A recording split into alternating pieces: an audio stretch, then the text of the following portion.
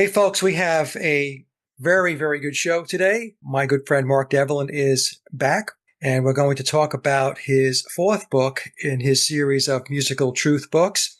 And from Amazon, I picked off this narrative. When we think of rock stars, particularly those in rough, quote, edgy bands, we are entrained to think of them as having come from regular working class backgrounds and having worked their way up the slippery pole to success through their hard work and talent alone. The reality is that all household name musicians are selected for success, and often this is down purely to the families that they are born into. Barely a plumber in sight, and we'll talk about the title of the book, but no shortage of generals, admirals, politicians, civil servants, and spies.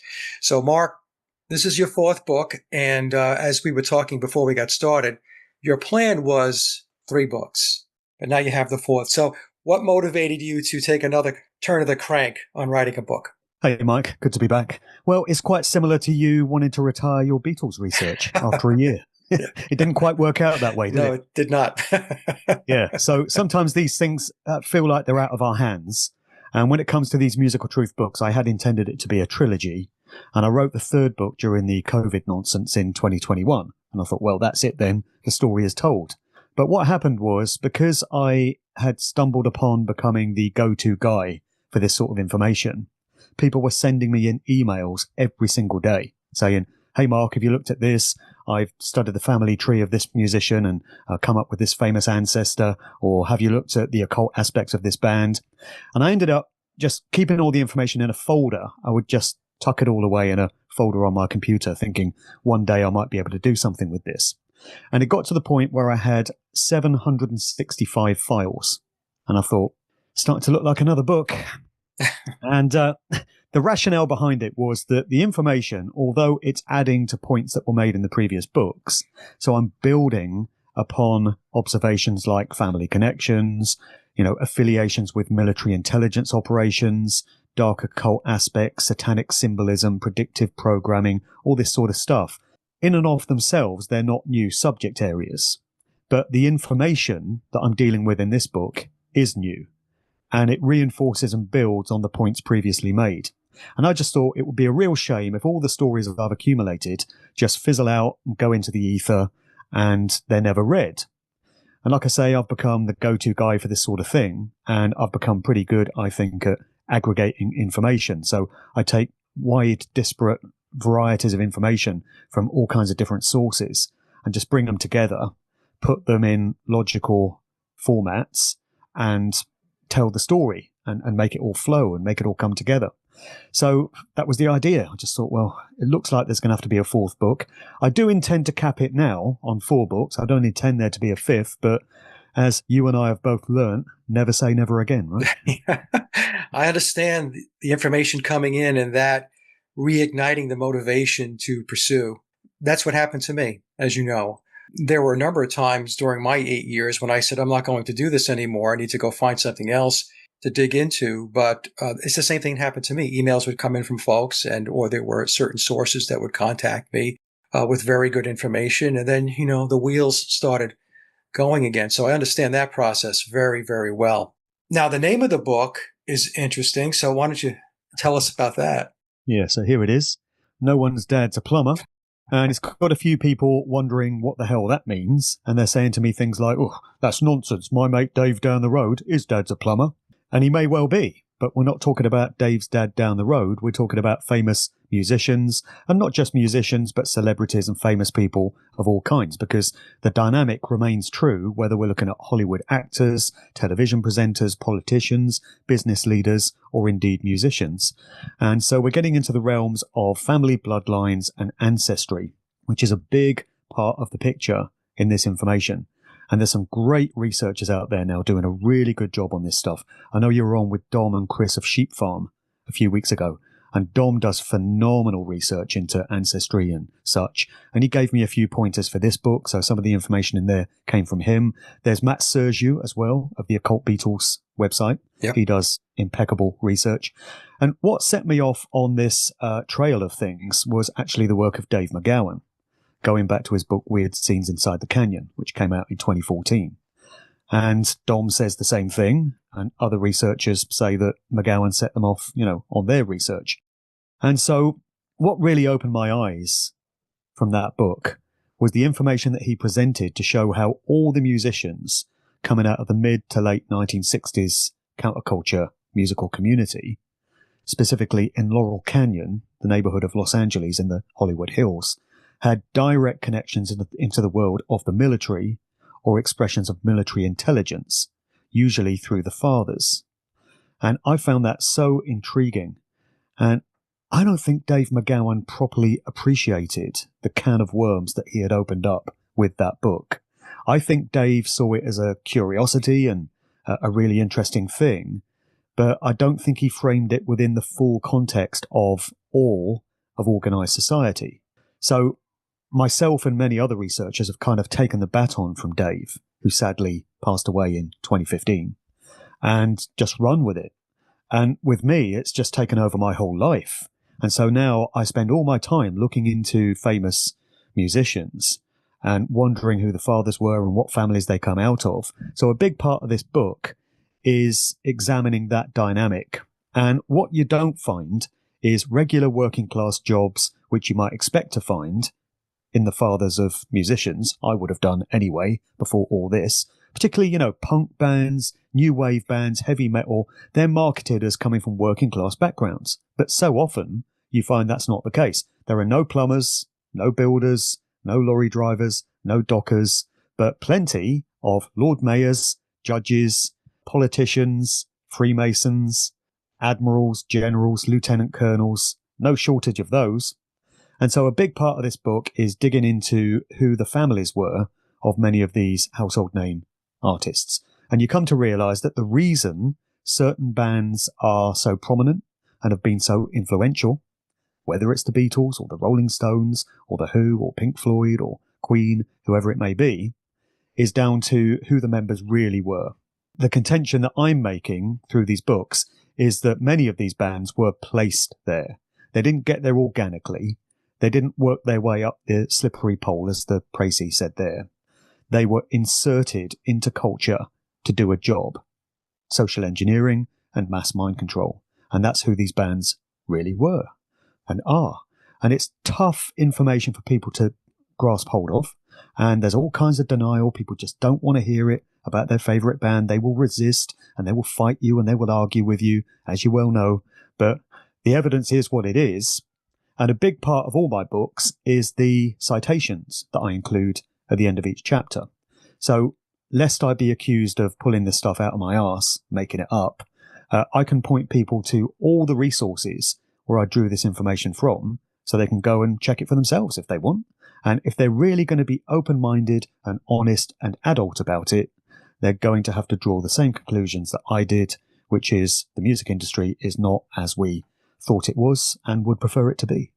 Right. I tell my audience that the music industry and the entertainment industry is completely controlled from cradle to grave. And it is a giant lever tool in the toolbox of the controllers because they fully understand how music and Hollywood can influence, how it can social engineer, how it can condition people to change their values and their morals and their ethics and lifestyles. So, and it is very difficult for people to get their heads wrapped around it. So when you talk about this, or when I talk about it, or others who are talking about the entertainment and music industry, we catch a lot of flack and quite honestly, a lot of hatred because people have put these bands, these artists, these celebrities up on a pedestal and they worship them as gods. So I completely understand. How much backlash do you receive? Is it a lot? Was there more in the beginning, more now? And how do you deal with it? Yeah, not as much flack now as I was copying when I first started all this research. So I'm about 10 years deep into all this. Musical Truth 1 came out in early 2016. And back then, it was an entirely new concept for people to wrap their heads around, that these musicians and bands weren't who they thought they were or came from where they thought they did.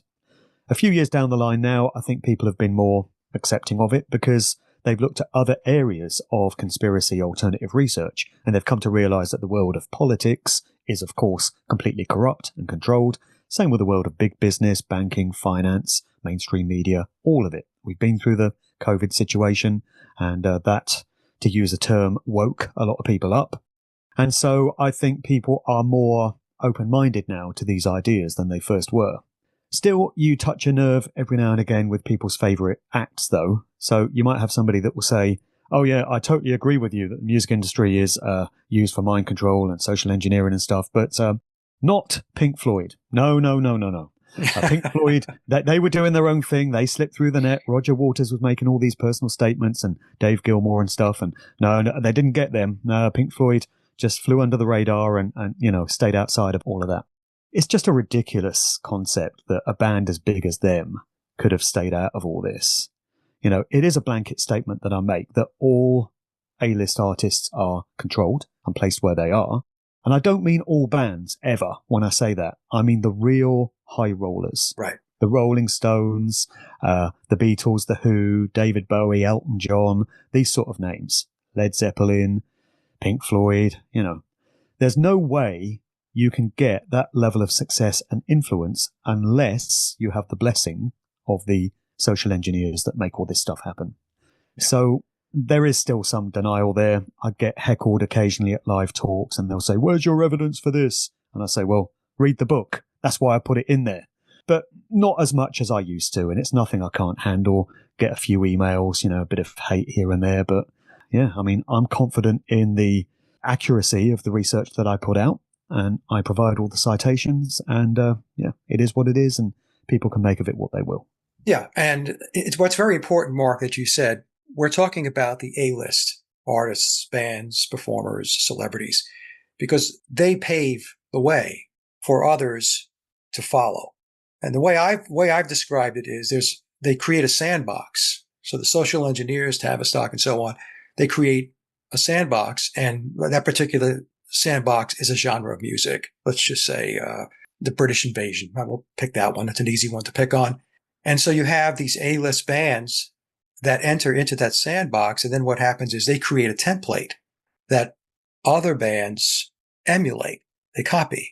So they copy the style of the music, they copy the essence and the spirit and the direction of the lyrics. They emulate the presentation of the material, how they dress, how the album covers are designed, the occult symbolism and all that stuff. So I have to explain the same thing. I'm not talking about every band. We're talking about the ones that were tapped to lead the parade. So I'm glad that you said that, because I've had those discussions as well as people telling me that may be true about the Beatles, but it's not my band, not the band that I love. I get it a lot with the Rolling Stones. People will say, well, I completely agree with you on the whole Beatle topic, but not the Rolling Stones. So I'm like, I got news for you. That's why they're still touring into their 80s, right? Exactly. They're wearing face masks and saying, get the shot. What before you, Yeah. So anyway, I didn't want to derail you there, but I just wanted to capture that moment because, like I said, it's something that I have to explain over and over and over again. What I'm finding so interesting about the Bloodline stuff now, though, Mike, is I've had this conversation with Dom and Matt. I think there is now a concerted effort in the mainstream media to make it appear as if these Bloodline links are nothing special, because the sort of research that guys like us have been putting out is having an impact. It is being noticed. We are being watched. We're being observed. Of course we are. Our output is being kept an eye on. And I say that because there was a great example of what I mean a few months ago when Janet Jackson, Michael's sister, went on BBC Radio 2, Zoe Ball's breakfast show, and out of nowhere, she just raised the fact that she is a cousin of Samuel L. Jackson, Stevie Wonder, and Tracy Chapman. I remember that, yep. Right, so it was presented by the mainstreamers. Oh, isn't it a curiosity, Quite interesting, isn't it? Anyway, moving on. Well, it's more than just interesting. It's key. That's why all these people are famous, because they're related. And then you get to Madonna, and she's cousins with Ellen DeGeneres, Celine Dion, Lady Gaga, or Lad Gaga, possibly, and all these other people, Tom Hanks, George Bush, Barack Obama, Dick Cheney, Brad Pitt. It's just crazy. All these people are related. And you can do the genealogy. Professional genealogists have drawn up all the family trees, for anyone that thinks I'm making all this stuff up. And so that's why these people are famous. And how many examples do you need before you start to see a trend and a pattern emerging? But we've got a show here on BBC TV called Who Do You Think You Are? And this is where they take a famous person, maybe an actor, and they have genealogists who dig into their family tree and their ancestry and stuff, and they turn up who their ancestors were. And always it's like dukes, earls, English kings, medieval warriors, this sort of thing. Never turnip pickers or sewer workers. I guess that wouldn't make for a very interesting show. But again, I think this is presenting the idea that, oh, well, you know, we're all descended from kings. And if you go back far enough in your own family lineage, you're going to find noblemen and mayors and this sort of thing. Is that true, though? I can go back quite a few generations on my mother's side, and all I find is peasants, you know, farmers. Right. Where are the kings there then? And this is one of the things I get heckled about, actually, on the rare occasions that it happens. People will say, oh, yeah, well, you know, Madonna may be a cousin of Brad Pitt, but if you go back far enough, you'll find you're related to someone famous. But I don't think that's true. And I think, you know, many of us can do that digging and prove that it's not true. The social engineering that takes place has conditioned people to react from an emotional perspective. They reduce the critical thinking faculties of an adult down to that of almost a child. And so when people are confronted with information that cuts across the grain, that doesn't jibe with what it is that they believe, they react that way. But look, the truth is the truth. It's not an easy path because there is a lot of resistance. There are a lot of people that don't like your message. There is a lot of suppression of the information that you're putting out and others are putting out, being shadow banned and all that stuff. But like you said, Mark, we're starting to see now where the narratives in the mainstream media are trying to normalize. Oh, yeah, well, of course I'm related to this person. It goes back to this person and so on. And I've actually seen the same thing with the occult. So we'll have some of these celebrities and some of these artists come out and openly say, yes, I sold my soul. They just put it out there. And people who are watching this will just take it in. They don't ask any questions. It's now becoming normalized for them to say this type of thing. And very few people step back and say, hold on a second. What did you just say? You sold your soul. Elaborate a little more. Tell me a little bit more about that. What exactly does that mean? And very, very few people, especially when we're talking about the masses who have this worship of these celebrities and these artists and these bands and so on, they don't ask any questions. Right. Well, I've seen many artists on live chat shows, and they'll come out with a comment like, I sold my soul to the devil. And the audience starts laughing because they think it's a joke. They're actually telling you what they've done, but the audience thinks it sounds so incredulous that they just laugh nervously at it. So I think there are two ways in which artists do sell their souls. There's the literal sense and the metaphorical sense. So metaphorically, it means you've simply sold you've degraded your morals and you've compromised, your morals in order to gain a career and gain wealth and prominence and stuff. So the industry has provided a career for you, and in exchange, you've shown how desperate you are for it. And this is where we get things like the parties, the freak-offs that P. Diddy allegedly hosted. Sean Combs, his trial goes live next month. I'll be watching that like a hawk. I think a few low-level names are probably going to get thrown under the bus just to create the impression that something is being done. But the really big names are going to be kept out of it, just as they were with the Jeffrey Epstein situation. So I think for some artists and some bands who don't come from an important family bloodline, there's still a facility available for them to become prominent and successful.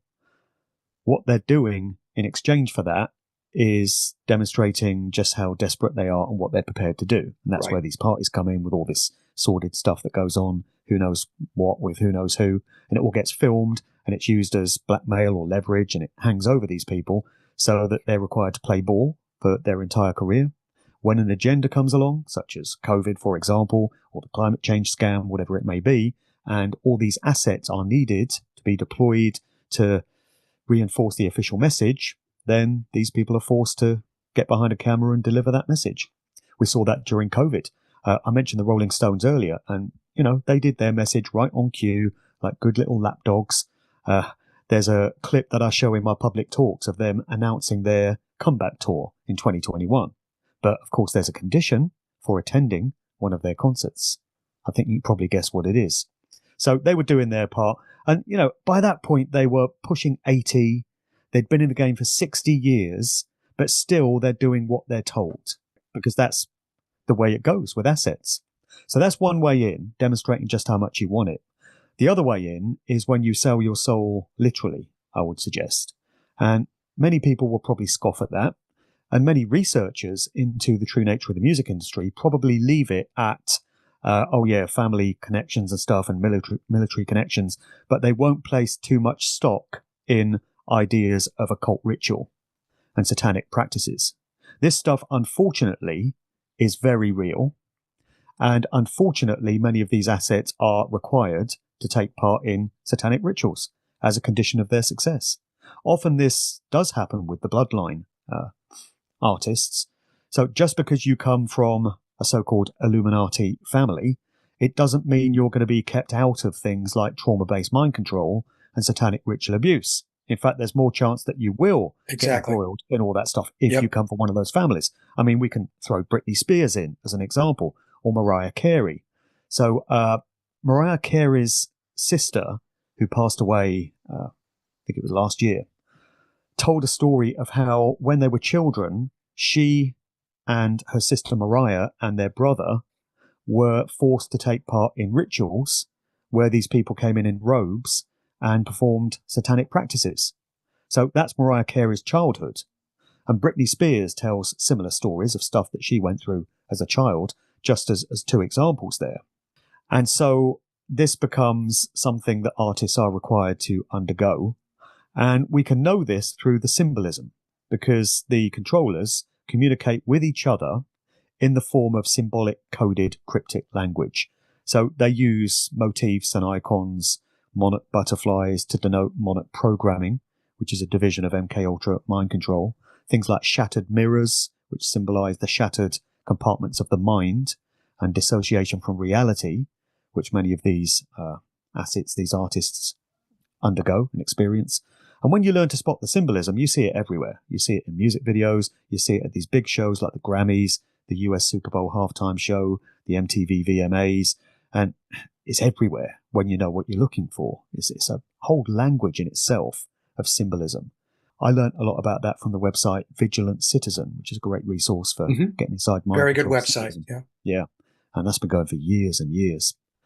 And so those are the two ways in. You're either born into it through your bloodline, or you can demonstrate just how much you want it. And like I say, this is the basis of all these allegations we're getting now leveled against Sean P. Diddy Combs. And where that whole case will go is anybody's guess. I've prepared a meme with Puffy's face on it, Diddy, and the caption is, "Just in case I didn't kill myself." Because you never know, right? Well, Mark, the occult is so blatantly displayed now. It's always been out there, but now it's wide open. It mystifies me how so many people cannot see it or don't want to see it, or if they're in the conspiracy research or alternative research business, why they won't go down that path.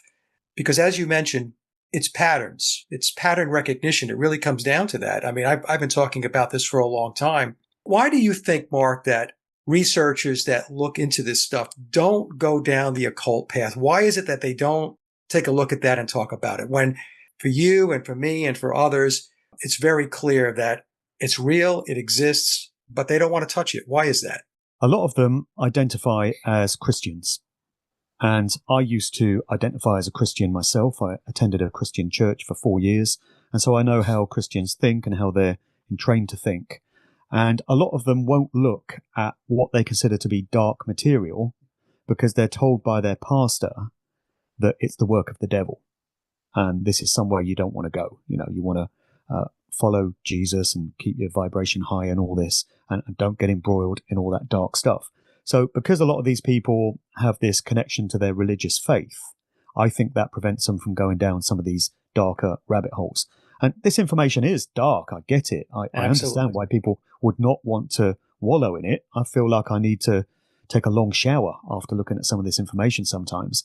But I think the point here is that none of this is ever going to stop until it becomes widespread public knowledge.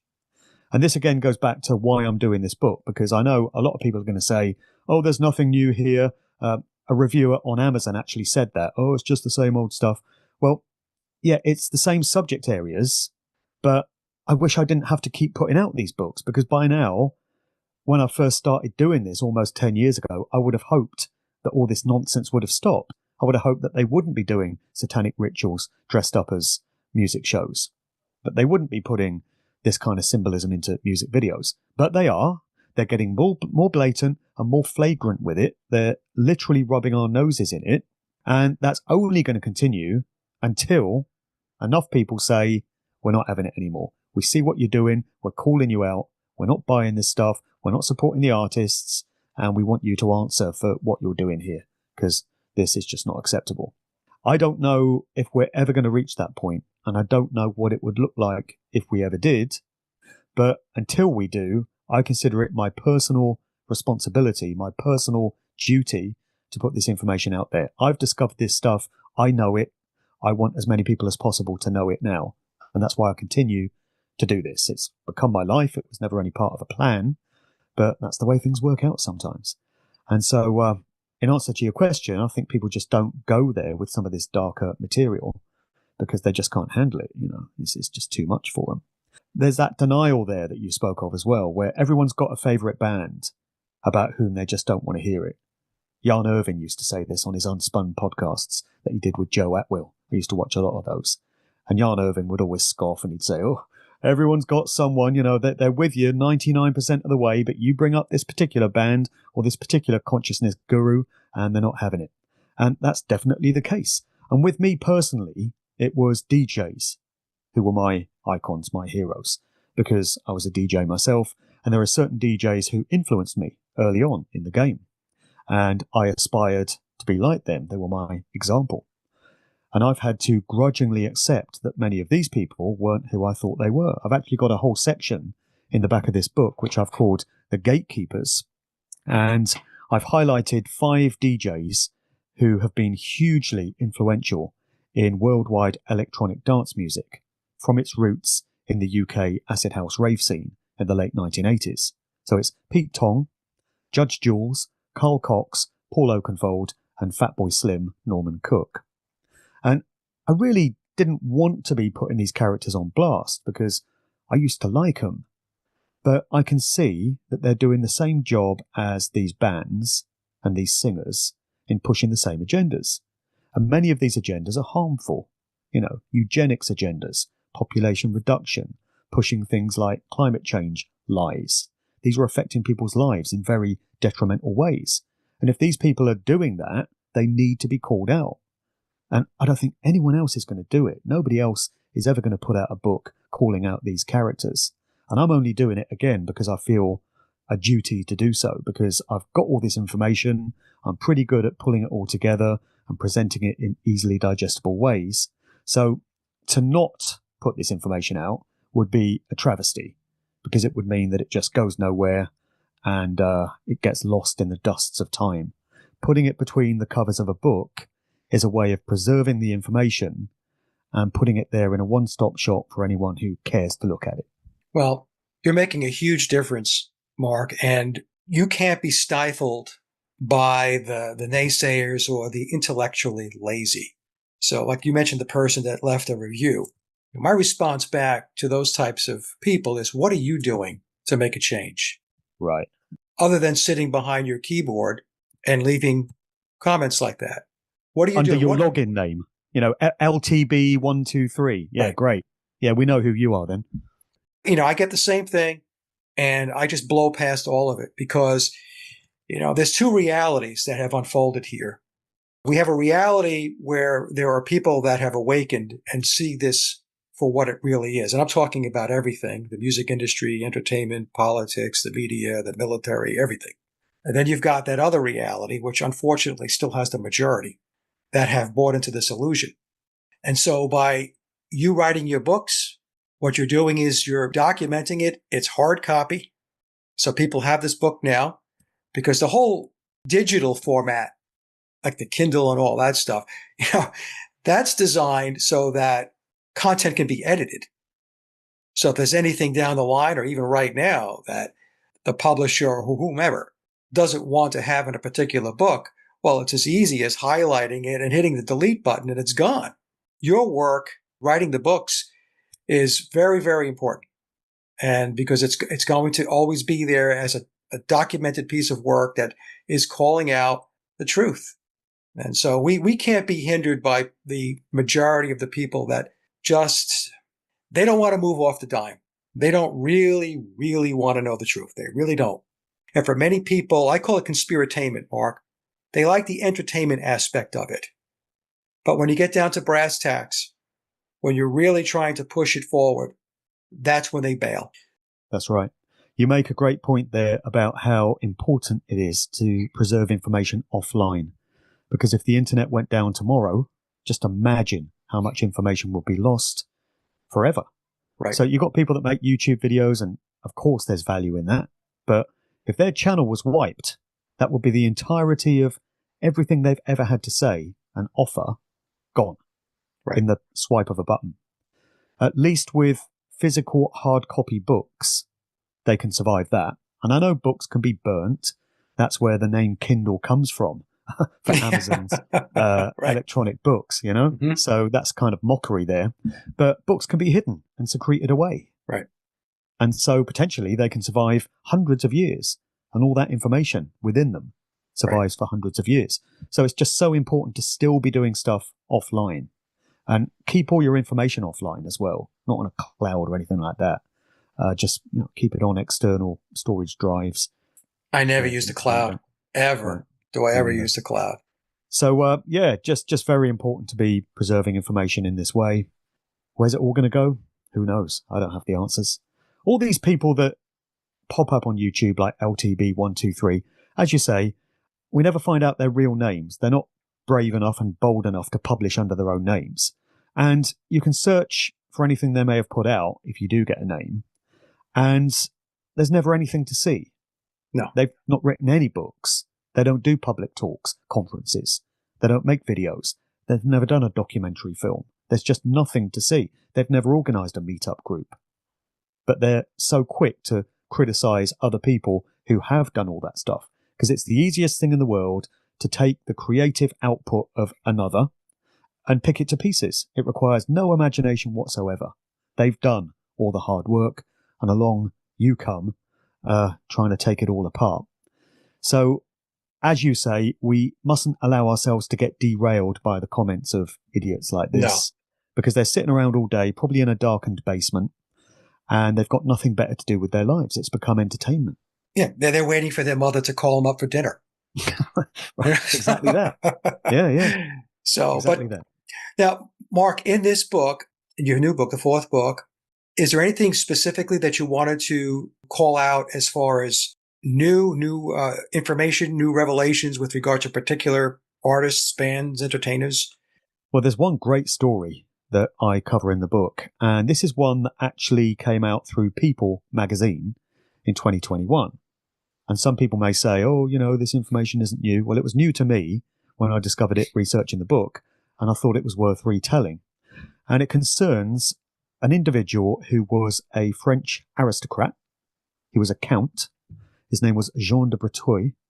And although he was born into a life of great wealth and privilege and would never have had to work for a living, for some reason, he chose to become a heroin dealer to the stars, to rock artists.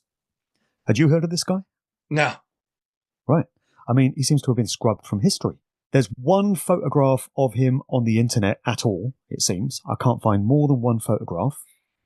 And so he infiltrated the Rolling Stones, we're told, and started selling them smack, befriended Mick Jagger and Keith Richards, got to know Marianne Faithfull through the Rolling Stones, because she was like a kept woman within that group, and she was a singer and actress in her own right. And she's a good example of this bloodline dynamic as well, because she's descended from the Sacher-Masoch family, coming out of the Austro-Hungarian Empire. And on the Sacher side of the family, there's a Hotel Sacher in Vienna, Austria, which was featured in the Orson Welles movie The Third Man. And then on the Masoch side, that's where we get the phrase Masochism, from the novel Venus in Furs, which was written by one of Marianne Faithfull's ancestors. And that's all on her mother's side. And it's often on the mother's side that you get the most interesting genealogy, I find. It's usually the fathers who have the military links. That's where all the generals and admirals come in. But the mothers have aristocratic ancestry in so many cases. So that's Marianne Faithfull, and this Count, Jean de Bretoy, was seemingly in a relationship with her. And he also became a supplier of drugs to Pamela Courson, who is Jim Morrison's girlfriend, partner. And Marianne Faithfull is quoted in a Mojo magazine article that I've featured in the book as saying that she was in bed on the night that Jim Morrison reportedly died in his bathtub in his apartment in Paris, in bed with the Count. And he took a telephone call advising him that Jim Morrison had just OD'd on some of the smack that he'd sold him. And Marianne Faithfull says that he panicked, he started smacking her about a bit, and then he said, "Pack your suitcase, we're leaving for Morocco immediately," and did a runner with her. There's an alternative account of what happened that night from a guy named Sam Bennett, who was the manager of a nightclub called the Rock and Roll Circus in Paris. And he claims that Jim Morrison had come to the club that night, 3rd of July 1971, looking to score some heroin. And it was for Pam, apparently, but Jim decided to sample some of the wares himself. And according to Sam Bennett, he went away to one of the bathroom stalls in the toilet and OD'd. And they found him there, dead, and they moved his body back to the bathtub in his apartment to kind of shake off a bit of the heat that would have fallen down on them. So I don't know if that's true or not, but it's an alternative take on the story. And so Marianne Faithfull claims that this Count guy sold heroin to Jim Morrison and Pamela Courson, also Janis Joplin. The claim is that Janis Joplin OD'd on stuff that this guy had sold. And then the Count himself, Jean, turned up dead at the ripe old age of 22 after sampling his own wares. So some questions arise here. Who really was this guy? And why would he have turned his back on a life of castles and mansions and champagne to instead be hanging out in grubby old nightclubs and selling heroin to rock stars? Is it possible that that was his allotted role because of the family that he came out of? In volume 1 of my books, I've got a story of this guy known as David Snyderman, who turned up in the Rolling Stones inner circle and started selling them drugs. He was this guy with a briefcase, and it was full of all kinds of gear. And he would get the Rolling Stones high on this stuff and addicted to it. And that's what led to the drugs bust of Mick Jagger and Keith Richards in 1967, I think it was. So if this Snyderman guy, he had connections to military intelligence. It's a big shock, I know. Tavistock and such. So if this guy Snyderman was sent into the Rolling Stones inner circle to get them all hooked on gear, is it possible that this French Count was doing the same thing with all these rock stars? Was that part of the plan to get all these artists high? Maybe it was to influence the fans so they'd see their heroes, their icons, doing drugs, and they might be more inclined to adopt that lifestyle for themselves. That's the way social engineering and culture creation works, after all. You know, you get Pied Pipers, you get role models, and the fans emulate what their heroes are doing and try to live like them. So could this have been part of an agenda just to get drugs more widely out there? So this story dates back to sort of the late 60s, early 70s, and everyone involved in it is now dead. So the Count, Jim Morrison, if you accept that he died in 1971, Pamela Courson died in 1974, and Marianne Faithfull was the last survivor of that whole situation. And I was quoting her in the book as I was writing it back in January, and then on the 30th of January, the news comes through that Marianne Faithfull has passed away, aged 78, of health complications. So everyone involved in that story is now dead. And I've asked quite a few people if they've heard of this guy, the Count, and nobody has. Yeah. Nobody had ever heard of him. I hadn't until last year. Well, a lot of them are in the shadows. They play these roles behind the scene, but they are very important roles, but they're not publicized. And people don't really know who they are. Or if they hear the name, it's in a cursory way. So that's what I found when I take a look at these things. There are some key players. I mean, it's the same thing with the government. the real movers and shakers are not the people in front of the curtain. The people that are making things happen are behind the curtain. And it's the same thing in the music and entertainment industry. It's like even the Monterey Pop Festival, which I'm sure you're very aware of, the whole thing there with the CIA introducing LSD, acid, and then local law enforcement was told to stand down. And this was an experiment to see how LSD would affect the people that attended the Monterey Pop Festival. Co-curated by John Phillips and our old friend Paul McCartney. Exactly. Very good point. A lot of people don't realize that Paul McCartney, or Billy, was behind the scenes with the Monterey Pop Festival, like you said, with John Phillips and a few others. I mean, it really goes back to the fact that everything is controlled. And that's another thing that a lot of people have a lot of difficulty getting their arms wrapped around. What do you mean everything's controlled? Everything's a conspiracy? Everything that means anything is a conspiracy. It's being controlled. Your reality is controlled. You live in an illusion. It's hard for people to get their heads wrapped around, because ever since they were born, they were born into this. So you think this is normal. You think that this is the way the world is. But the world could be very different if we didn't have people pulling strings above us. What other stories do you have, Mark? What you would find to be of interest with regard to these connections back to these bloodlines, back to the military, back to intelligence, and so on? Another group that I've featured to quite a large extent in this book is The Who. So you mentioned Monterey Pop Festival there, and The Who hold the distinction of having played at both Monterey and Woodstock, two hugely influential rock concerts of the 1960s. So to have got on the bill of those two events, they've got to be connected. They've got to be doing some sort of, fulfilling some sort of role. And I feel that they were. And I think a clue comes from the naming of that group, The Who, as in, do we really know who they were? And I've got a picture of the group in the book with the caption, who, what, where, when, and most importantly, why. So they were originally called the High Numbers. And we get this interesting account of how they became The Who and how that transition was managed. And the credit for that is placed at the door of two young guys at the time, Chris Stamp, who's the brother of the actor Terence Stamp, and Kit Lambert. So Kit Lambert came from a very posh, well-to-do, wealthy family, and Chris Stamp also. And they were very young at the time, barely out of their teens. And we're told that they managed to wrestle the Who away from their previous contract with their manager, Helmut Gordon, and draw up a new contract for them, get them their record deal, change their name to The Who, give them a makeover, and push them into the big time. Despite the fact that they had zero industry experience, they were completely wet behind the ears, completely green, and they were also broke. But somehow they managed to achieve that transition. Well, you look into the background of these guys and you find connections to the military through the fathers. You find connections to the military through Pete Townshend, the prominent member of The Who. The Who is basically Pete Townshend's group. Roger Daltrey is put out there as the front man, but it was Townshend that was calling all the shots. And we're told that Pete Townshend got turned on to jazz and blues music early on by a couple of young friends who worked at nearby RAF Ruislip in West London, a military base. So there's military connections for days. And then you can look at some of the agendas that they were pushing. They were pushing the mods versus rockers sort of dialectic in the 1960s, which was tribes, effectively.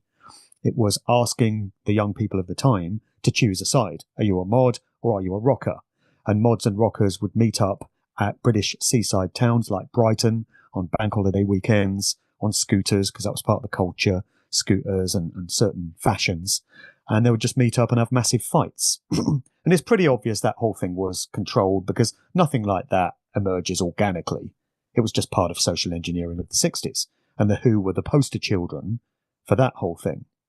And then you've got the rock opera Tommy, which was very autobiographical for Pete Townshend. So he wrote this. It was originally an album and then a sort of concept show, rock opera.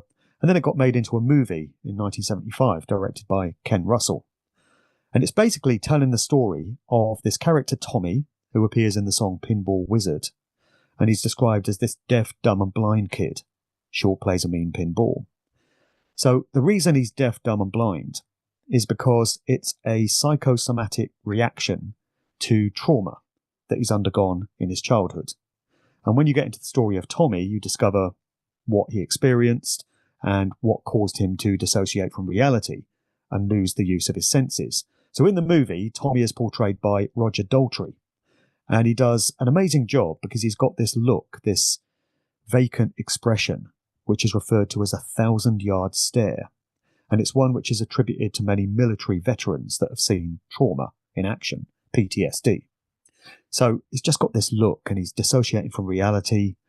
And you see Tommy getting abused in the film by his cousin, who holds his head underwater in the bath. And he's abused by his Uncle Ernie, who is played by the drummer, Keith Moon, the Who's drummer.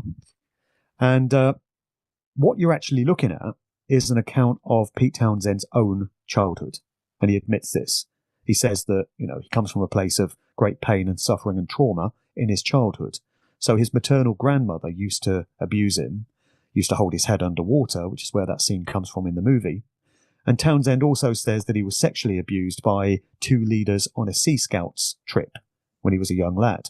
And what a lot of people are going to remember Pete Townshend for is an unfortunate incident where his name came up in investigations by the Metropolitan Police into Operation Ore.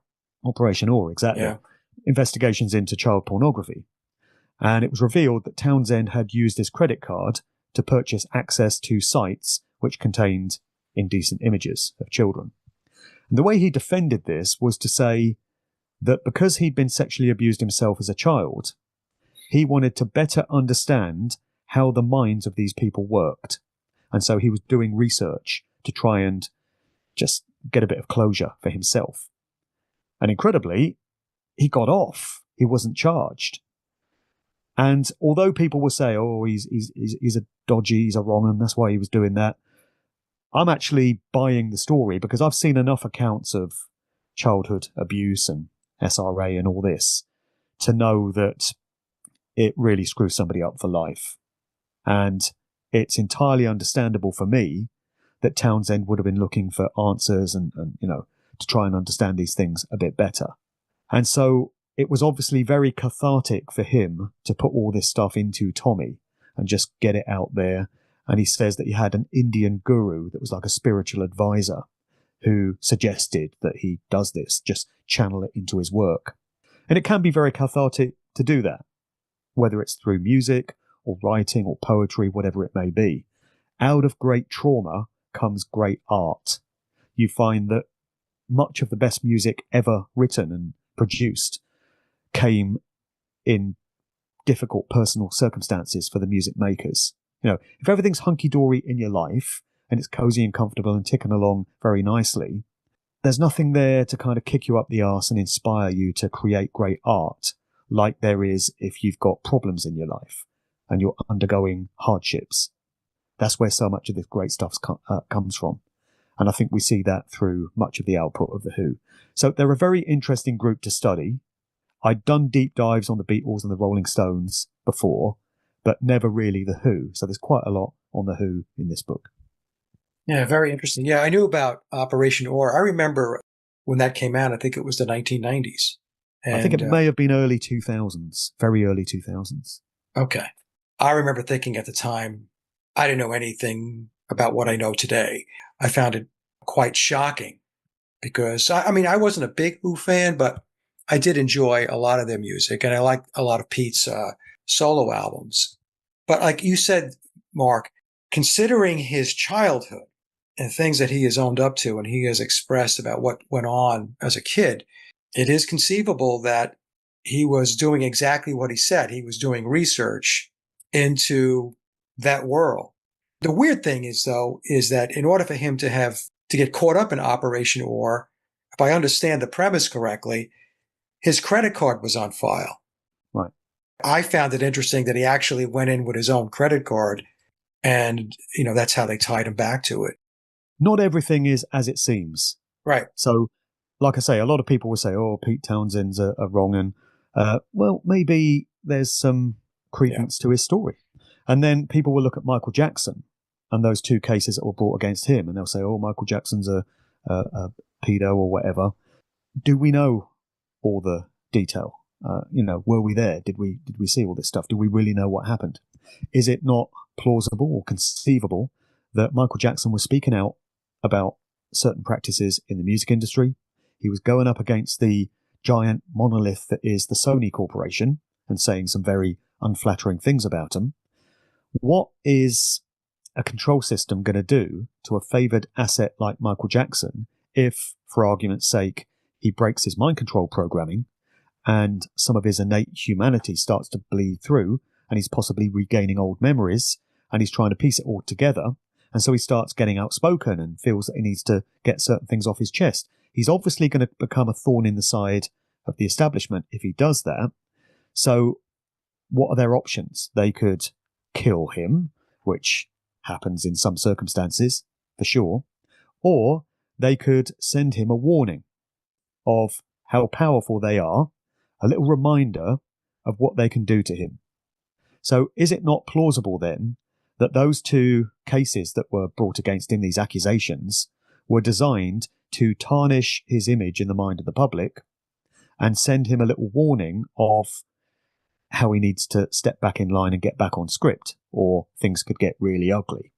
I think that's what we're looking at there. If you just look at the surface detail, you would say, oh, Michael Jackson, yeah, he was a wrong 'un. But there's always more to know.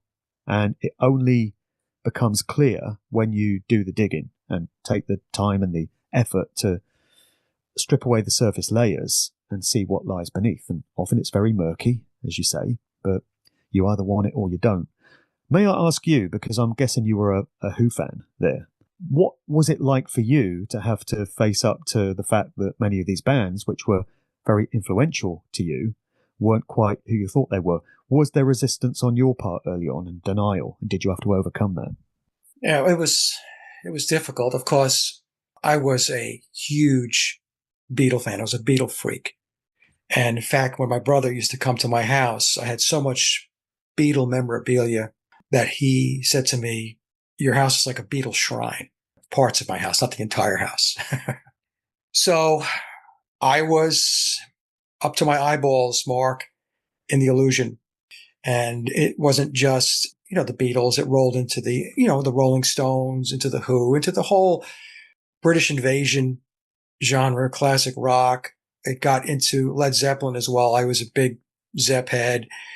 And then when I found out how deep Jimmy Page was into Thelema and Crowley and some of the stuff that happened in the band, especially with Robert Plant, as far as dark stuff goes, it was difficult. It was like when I first got into the Beatles stuff, the story, so I'm not going to spend a lot of words on this, but when I first read memoirs back in 2016, I couldn't believe what I was reading. And I didn't want to believe what I was reading. I thought to myself, what? What is this? And it's something inside me sparked me to do additional research, because I could have done two things. It's the same thing with you, I'm sure. We could have just read certain things, just left it there and went about our business looking at other stuff. Because before that, I was looking into a lot of conspiracy types of topics. I was looking into geoengineering. I was looking into mind control. Sophia Smallstorm and I were doing a number of shows on various topics.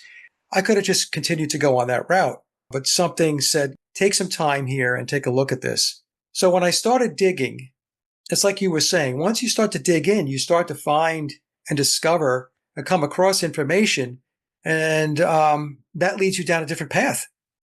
So you can either get really uncomfortable with it and just leave it there and say, okay, I'm not going to look at this anymore because I don't want to believe this stuff.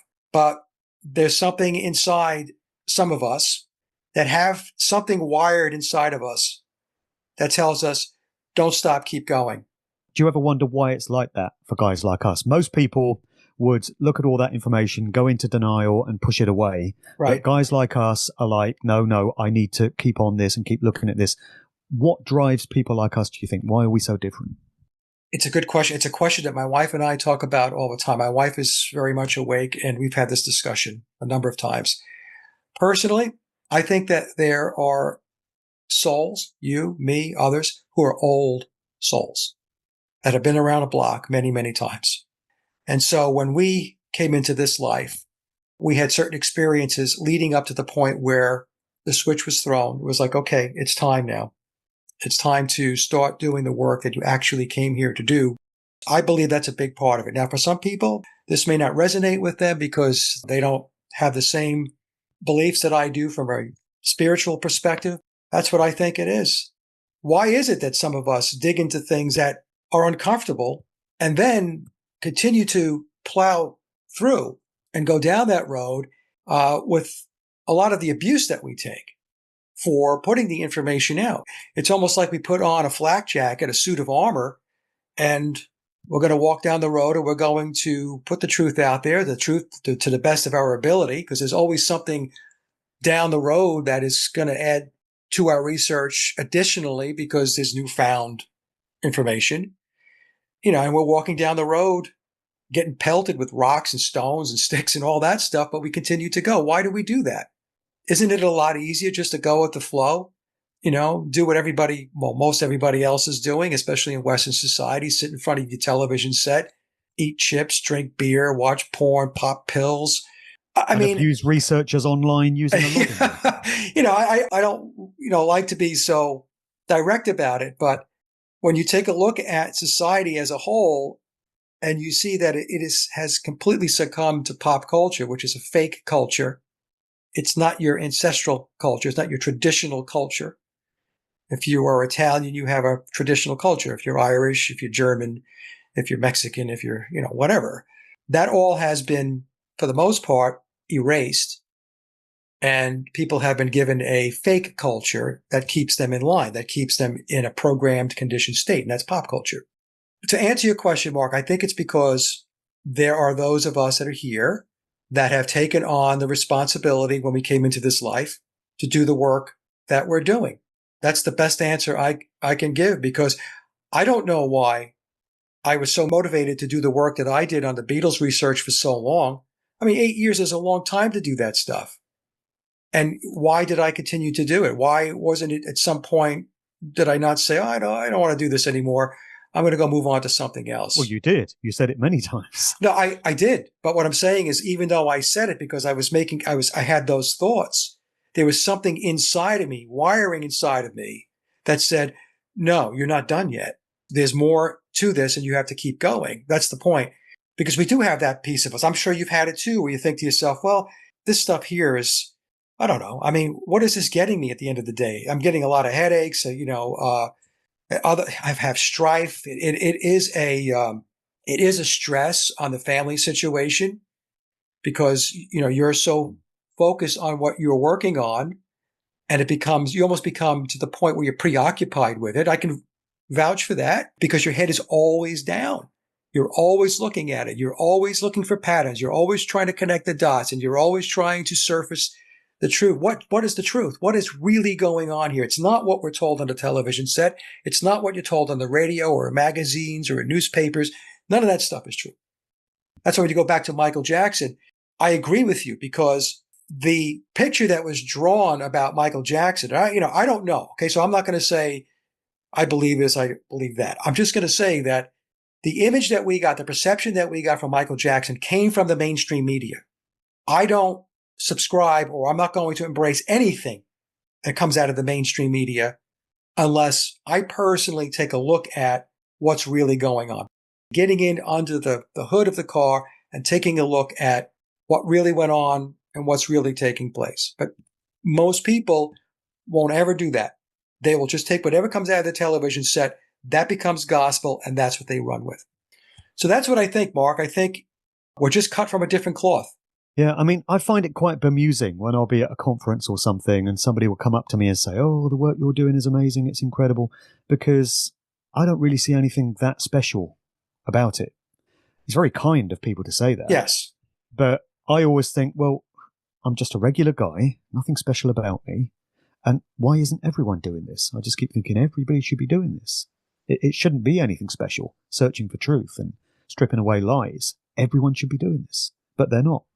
And don't you think it's a really strange thing how people will attack the messenger? Yeah. So instead of getting mad at social engineers working at a Tavistock, behavioral scientists who devise these psyops, to deliberately mislead people and change their perceptions and their thoughts. Instead of getting mad at those people and trying to figure out where all this originated, they'll just attack some guy standing up in a conference presenting this information, or they'll attack you in an email or a YouTube comment or something. Why are people getting mad at us for pointing out that this stuff is going on? We're pissed off too. I wish it was some other way. I don't want the music industry to be like this. I don't want organized society to be like this. But I didn't make it this way, and you didn't make it this way. And yet people will attack us. It's a very strange thing. I guess we're just easy targets because you can't identify who the behavioral scientist was that devised this particular psyop, but it's very easy to identify the guy that's telling you it took place. So you can just attack him and appease your conscience maybe and make yourself believe that you're doing something about it by attacking this guy and throwing flack his way, you know. It's a very strange dynamic. It is strange, and it is because we are recognizable. We're an easy target. We do podcasts, you write books. In our own names. In our own names. Or otherwise. Right. That's it. There's no aliases. There's no, we don't hide our faces. We're out there. So we become targets that they lash out at because we're bringing a message that they don't want to hear. They don't want to believe that these bands and these entertainers and these celebrities are what we're telling them that they are tools in the toolbox of the control system. They don't want to hear that. I had one guy in a podcast tell me, well, where's the mainstream information on these organizations like the Frankfurt School and Tavistock, as if there's going to be some revelation about what these entities are really all about. A peer-reviewed paper coming out of Cambridge University. Yeah, right. Yeah. I had one guy, one comment, this goes back years ago, it's the funniest comment. And he said, well, I never heard of the Beatles attending the Tavistock Institute, as if, they had little lunch boxes and they went on a little bus and that's where they went to school. You see, that's the problem is people don't want to take the time to dig in. We will present it. And instead of saying, okay, well, let me take a look at what Mark is presenting or Mike's presenting or anybody else, Dom and Chris, and let me get this understood at my own personal level. They won't do that. They won't do it. They would rather attack us and tell us we're crazy because I'm telling them that the music industry is completely controlled. Cradle to grave. It's controlled. It's a big psyop. It's a big mind control program to social engineer and to alter the landscape of your society and your culture. So, what are you talking about? Nobody's controlling me. Never mind your entire reality is controlled. You've got to go to work every day, 9 to 5. You have to pay to live. You think that that's normal? You think that that's a natural way to live? And if you don't have any money, you don't have a roof over your head, you can't feed yourself, you have no medical care. You think that that's natural? And that's before social credit scores come in. Exactly. I don't know, Mark. I do believe more and more people are becoming aware. Aware is different than waking up. Awake to me means that you really have a pretty good handle on most of the components of what constitutes this reality.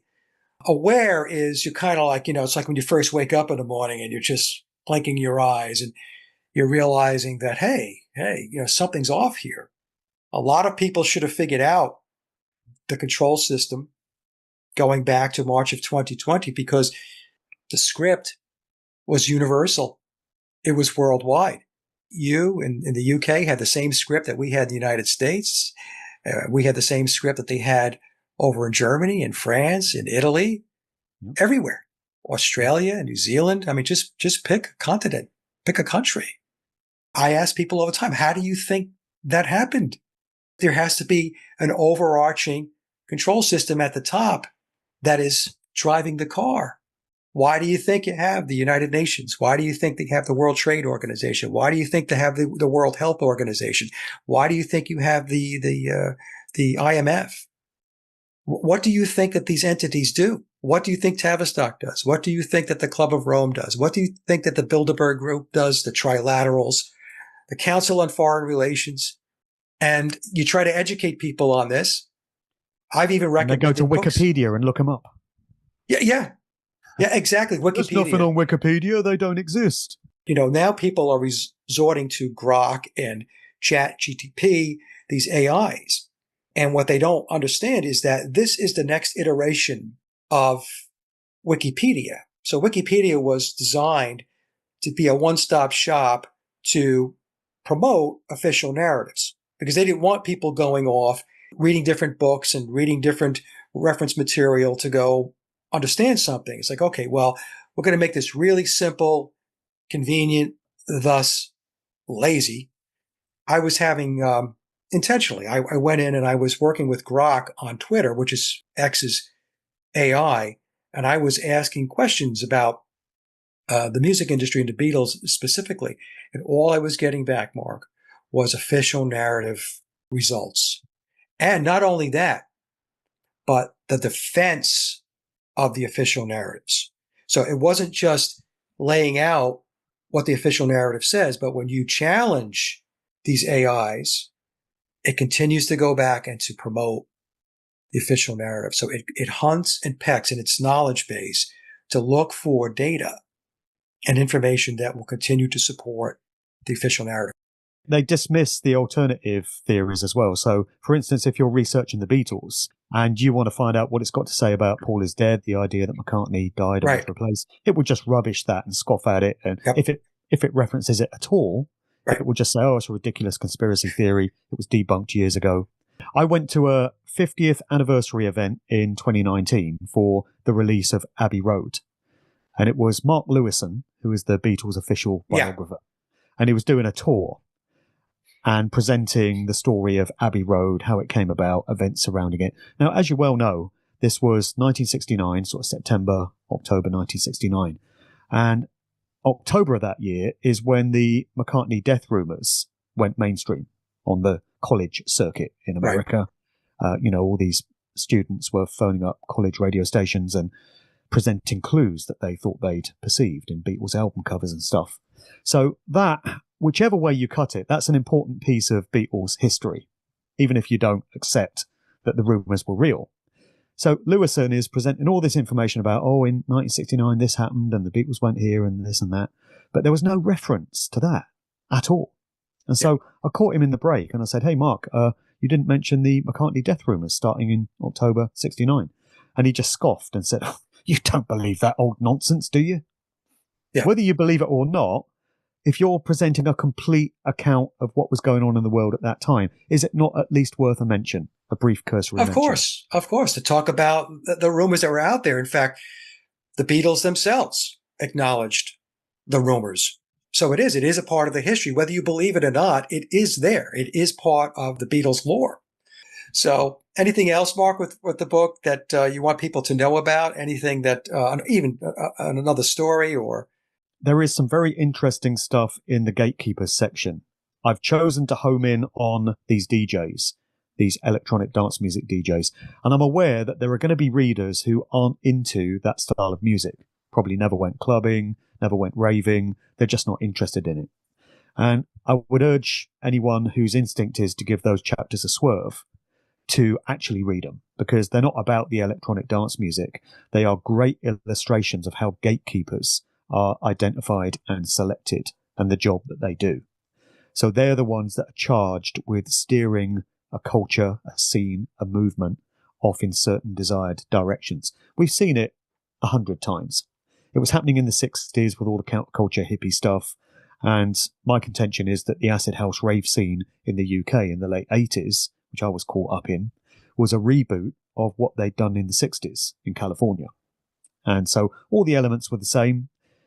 Well, the detail was slightly different. So in the 60s, it was LSD, the drug of choice. It was everywhere. The CIA were putting it out. We know this. There are documents to prove it. In the 80s, there's far less documentation to prove this. It's more of a hunch, but a fairly well-informed one, I would say. The ecstasy, the MDMA, which was the drug of choice, was getting put out there by British military intelligence. I've had people that were involved in the rave scene as promoters or DJs, and they've said, there were some dodgy characters that were pumping this stuff out. But like I say, it's more difficult to get the documentary evidence. But it was effectively a reboot of the LSD coming through the ecstasy. And then electronic dance music and rave culture was simply a repackaging of what was happening with all the music in the 60s and all these festivals like Monterey and Woodstock. They were being replicated by all the raves that were popping up around the UK. So these chapters give a really good illustration of how social engineering gets done.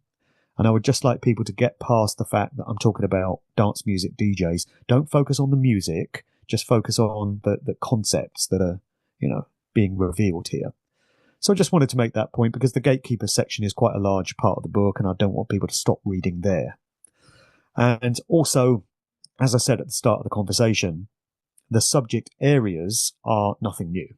It's more on mind control. It's more on dark occult, satanic stuff. It's more on social engineering, but it's detail that's not been presented before. It's examples. So people probably won't have heard about these particular artists and these particular bands that I'm referencing being used to push these agendas. So again, that's why I felt the need to put this book out, because I thought if I don't do it, nobody else is going to. And that's not me tooting my own horn. I'm just saying that I'm in a position where I've got all this information at my disposal. What do I do with it? Do I just leave it on my laptop hard drive and then one day I'll die and the laptop will just get destroyed and there's all the information gone? Or do I put it out in a book which potentially can outlive me by decades or even centuries? So that's why I did it. Your statement about the concepts, focus on the concepts, is so true, because the concepts, once you understand them, you can apply them to other topics, other areas where the control apparatus operates. So it doesn't matter whether it's DJs or it's a musician or it's a celebrity or it's this or it's that. Understand the mechanics of how it works. Then what you can do is you can then input a particular industry or a particular whatever, the mass media, politics, and it's applicable. Not to oversimplify it, but there is a template that they use. People will ask me sometimes, how come they don't change it up? I said, well, because it works. Why are they going to deviate exactly from it when it works? It works great. Exactly. If it's not broken, don't fix it. So anyway, but that's a very good point that you made about the concepts. It's excellent. And somebody wrote into me during the writing of this book to comment on the art world. I don't know anything about art, but this person was saying, they select prominent artists in exactly the same way as they select prominent musicians. And he cited Francis Bacon as an example. Not the Francis Bacon from the 1500s, but the more recent one. Okay. So there was a descendant of the original Francis Bacon, and he lived from 1909 to, sometime in the 90s, I think. And he put out art. And a lot of people weren't feeling the art. They thought it wasn't of a very good standard or they didn't understand it. But regardless of that, he was lauded as a great artist, national treasure.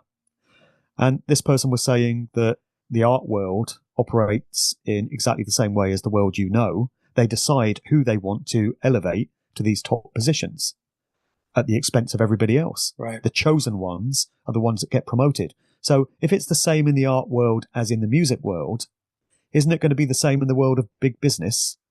Did Bill Gates, Jeff Bezos and Richard Branson get there through hard work and good luck alone? Right. Or were they selected for those roles? And it would be exactly the same in the world of politics, the world of sport, the world of everything. Like you say, it's templates, they work, and they keep using them.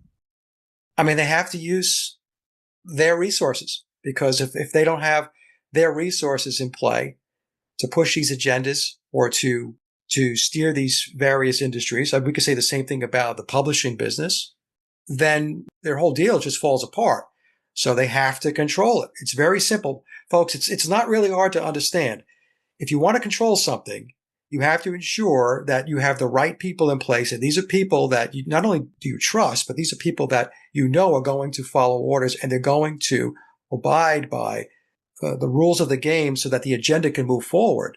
So they're not going to take any chances with outsiders or somebody who's, quote, rogue. This is the same discussion I have, Mark, with Donald Trump. People thinking that he's outside the realm of the, quote, deep state. And no, he's not outside the deep state. He is embedded in the deep state. Right. So we should probably mention, Mike, just quickly, what happens to artists who do decide to step out of that controlled zone. We get a few examples of this. Most assets stay in their lane and they know not to rock the boat. But occasionally it seems that the conscience gets the better of certain individuals. And there are some obvious examples of that. I think that's what was happening with Michael Jackson, with Prince, with George Michael, and we can see where it ended up for all of them. Yeah. But then you get some more lower level artists who seem to feel the need to speak out about things. And I've got an example in the book of Roisin Murphy, who was a singer with the dance group Moloko. And she made some comments on her personal Facebook page, not a corporate Facebook page, her own page, about puberty blockers being administered to children as part of this whole agenda.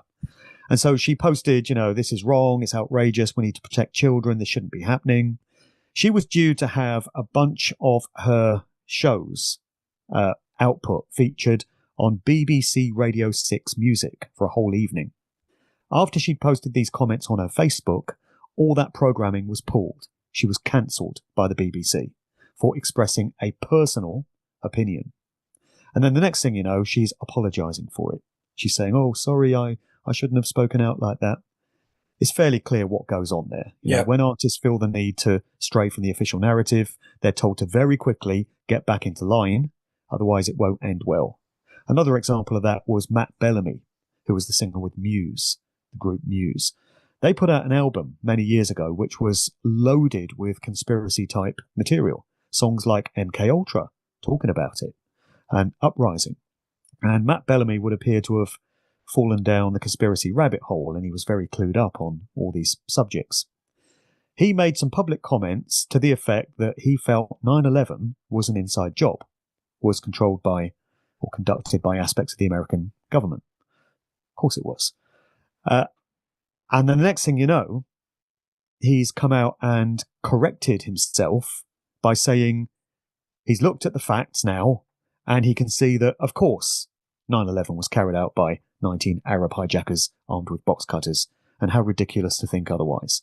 So he would appear to have been put back in line. You can only wonder what sort of things are said to these people, what sort of threats might be dangled over them to get them back into line. But, that's what happens when you try to speak out against the system once you cross a certain line in the industry.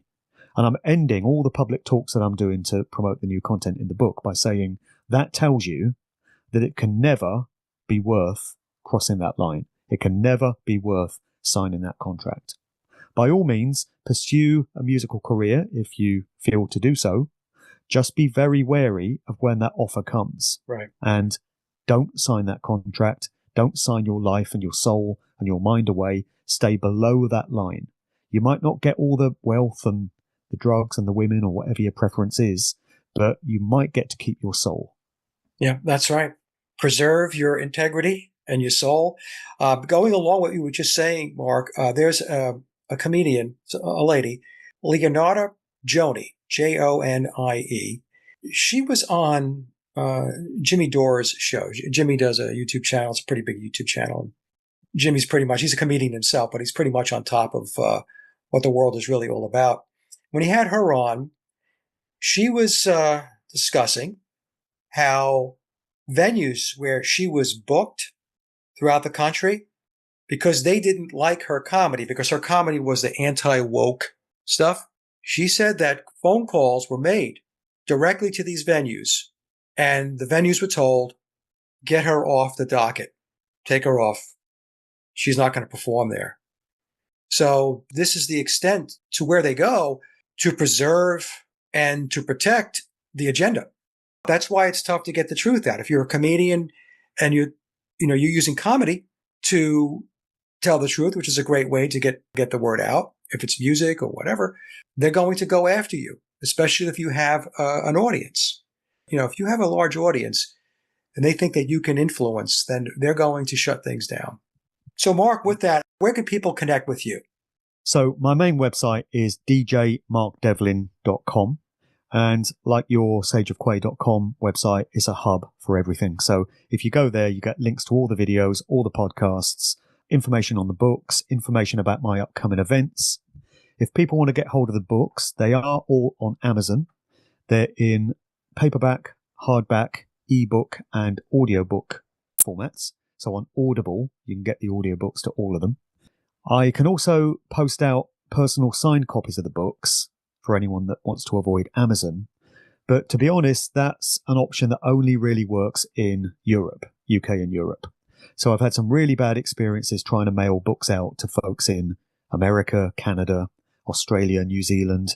They either take weeks to arrive or they get seized by customs. Something's going on here. These books very rarely get through customs for some reason. Are you serious? So, You're seizing your book at customs? Oh, definitely. Yeah. Happens all the time. You know, somebody in America will purchase a book from me, and then 6 weeks later, they'll say it hasn't turned up. And then 2 weeks after that, I'll get an email from US Customs saying I've got to pay a $100 levy or something on my book, or it's going to get seized. So I now tell people in America, just get it from Amazon. I know not everyone likes Amazon, but in all honesty, it's the easiest way to get hold of my book. Yeah. And I still get a cut from that. So, you know, if you're in Europe, I can post out personal copies, no problem. So just drop me an email to markdevlin2022@protonmail.com. And all my other details are on that main website, which is djmarkdevlin.com. There's links there to my YouTube. I'm still on my 5th YouTube channel, but hanging on in there. BitChute, I don't know if you heard, but BitChute in the UK has ceased operating. Yep. So I used to be on BitChute, but that's gone for me now. So the alternatives to YouTube are Odyssey and Rumble. And that's it.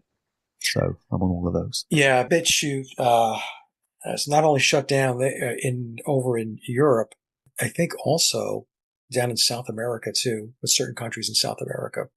But they're doing it voluntarily. It's not like they've been ordered to do it. I got a message saying BitChute UK has decided that with the online safety bill and censorship and stuff coming in, we're just going to stop doing what we do. They weren't told to do it. I'd have thought they'd have carried on going until they were forced to stop. Yeah, that tells me that there were communications going to BitChute that in all likelihood told them the sooner the better you shut down. Otherwise, you're going to have a problem. You're going to have legal issues. Well, for the moment, Odyssey and Rumble are still there as alternatives to YouTube. Yeah. Well, Mark, it's been an absolute pleasure. I was glad to catch up with you. I think the last time we spoke was October of 2023. Right. So we have to probably catch up a little more often, but an absolute pleasure. I know my audience is going to love to hear from you, like I said, because they know all about your work, and it's good stuff. It's really good stuff. Well, thank you, mate. I appreciate you getting me back on. It was a good conversation. Very fulfilling, very worthwhile, I feel. So thanks for hosting me. All right, Mark. Good luck with the book. Cheers.